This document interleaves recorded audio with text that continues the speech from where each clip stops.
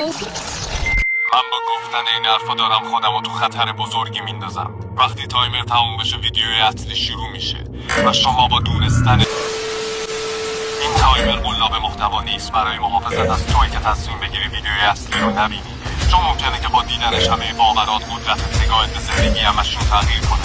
اگر میخوای به زندگی عادیت ادامه بدی هنوز وقت داری، ولی اگه ویدیو شروع بشه دیگه راه برگشتی نیست. عجله کن، تصمیم تو بگیر.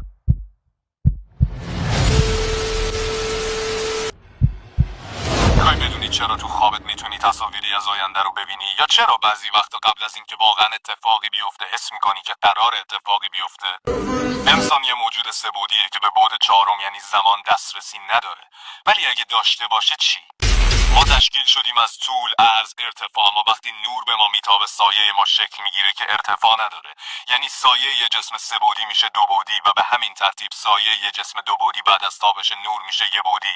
پس منطقی نیست که در نظر بگیریم ما سایه یه موجود چهاربعدی هستیم که نور بهش تابیده.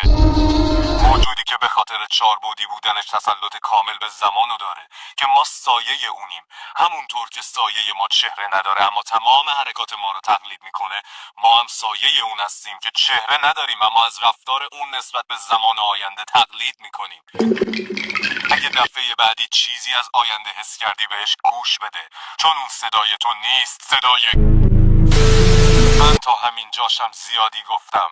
شاید واقعا نباید این ویدیو رو میدیدی، شاید واقعا باید این ویدیو رو رد